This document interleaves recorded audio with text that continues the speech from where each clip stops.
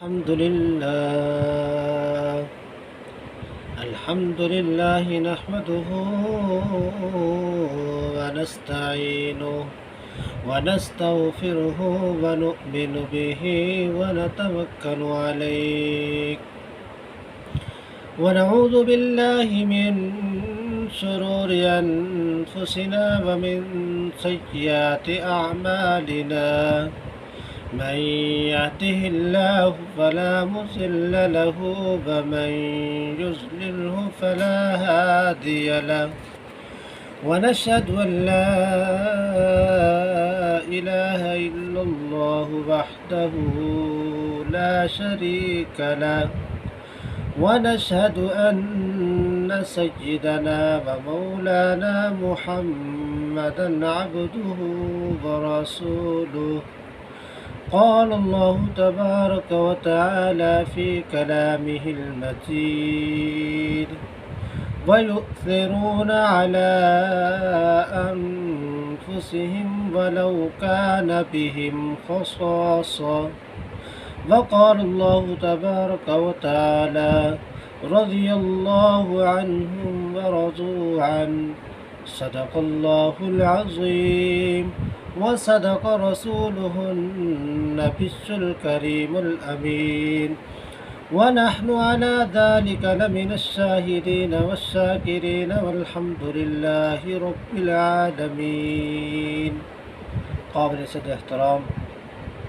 میرے بھائیوں، دوستوں، بزرگوں، آج جمعۃ المبارک کے دن ہم ایک ایسی جماعت کا تذکرہ کرنے لگے ہیں جس جماعت کو جماعت صحابہ کہا جاتا ہے، اور جماعت صحابہ نے اللہ اور اس کے رسول کی خاطر اپنا جان مال سب کچھ قربان کر دیا تھا۔ اور محترم حاضرین مجلس، میں نے آپ حضرات کے سامنے قرآن مجید کی 2 آیات مبارکہ کا کچھ حصہ تلاوت کیا۔ ان میں سے پہلی آیت وَيُؤْثِرُونَ عَلَىٰ أَنفُسِهِمْ وَلَوْ كَانَ بِهِمْ خَصَاصَةٌ، یہ صحابہ کرام کی فضیلت، ان کی خصوصیت اور ان کی شان کے بارے میں نازل ہوئی کہ صحابہ ایسی جماعت تھی کہ جنہوں نے اپنی ذات پر دوسرے لوگوں کو ترجیح دی، اپنے اوپر دوسرے اصحاب کو ترجیح دیا۔ جہاں پہ اپنی جان کا مسئلہ تھا اپنی جان کی پرواہ نہیں کی، جہاں پہ اپنے اموال کا مسئلہ تھا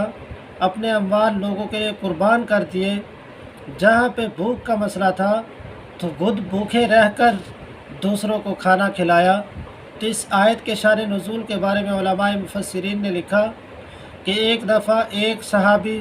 حضور نبی کریم صلی اللہ علیہ وسلم کی خدمت میں حاضر ہوئے تو حضور علیہ السلام نے اپنے گھر پیغام بھجوایا۔ ازواج مطہرات میں سے کسی ایک زوجہ کے گھر معلوم ہوا کہ کھانے کے لیے کچھ بھی نہیں، تو پیغمبر صلی اللہ علیہ وسلم موجود تھے، وہ صحابی بھی موجود تھے۔ انصاری صحابی نے کہا یا رسول اللہ صلی اللہ علیہ وسلم،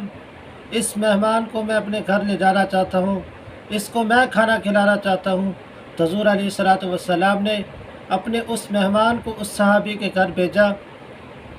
وہ صحابی جب گھر تشریف لے کر گئے، بیوی سے معلوم کیا، پتہ چلا تو کھانے کے لیے ان کے گھر بھی صرف اتنا ہی تھا جس سے صرف بچوں کو کھانا کھلایا جا سکتا تھا۔ تو اس صحابی نے کہا بچوں کو سلا دیجئے۔ بچوں کو سلانے کے بعد پھر دوسرا اور ایک بات کی، فرمایا کہ جب یہ کھانا کھانے لگے تو آپ جو لائٹ ہو بتی ہو اسے بھی بند کر دینا۔ تو صحابی رسول نے اپنی بیوی کو یہ سمجھایا، کھانا تیار ہو گیا۔ جب کھانا کھانے لگے تو بتی بھی بجھا دی، اس وجہ سے تاکہ انہیں شک نہ ہو کہ یہ بھی ہمارے ساتھ کھانا کھا رہے ہیں یا نہیں کھا رہے ہیں۔ جب صبح حضور نبی کریم صلی اللہ علیہ وسلم کی خدمت میں حاضر ہوئے، حضور علیہ السلام نے پوچھا آپ کے جو مہمان تھے کیا بنا؟ سارا واقعہ بتلایا گیا۔ پھر حضور علیہ السلام نے ارشاد فرمایا کہ اس کے بدلے میں آپ کو اللہ تعالیٰ جنت کا کھانا کھلائیں گے۔ تو وَيُؤْثِرُونَ عَلَىٰ أَنفُسِهِمْ وَلَوْ كَانَ بِهِمْ خَصَاصَةٌ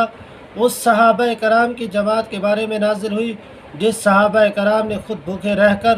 دوسروں کو کھانا کھلایا، خود پیاسے رہ کر دوسروں کو پانی پلایا، خود اچھے جائے کہ ایک آدھے لباس سے گزارا کر کے دوسروں کو لباس پہنایا، تو اللہ تعالیٰ نے ان کی شان کے بارے میں صرف یہ نہیں بلکہ بہت سے مقامات پر ان کی شان کی تعریف کی، ان کی فضیلت بیان فرمائی، جیسے کہ رضی اللہ عنہم ورضوان، بالآخر اللہ نے انہیں خطاب دیا کہ اللہ ان سے راضی، وہ اللہ سے راضی۔ تو یاد رکھو ہم بھی ان کے نام لیوا ہیں، تو ہمیں بھی ان کی تابع داری کرنی ہوگی، ہمیں بھی ان جیسی زندگی گزارنی ہوگی، ہمیں بھی ان جیسا احسار سے کام لینا ہوگا، ہمدردی سے کام لینا ہوگا۔ دیکھیے رشتہ مواخات یعنی مواخات مدینہ، حضور علیہ الصلوۃ والسلام نے جب صحابہ کو کہا،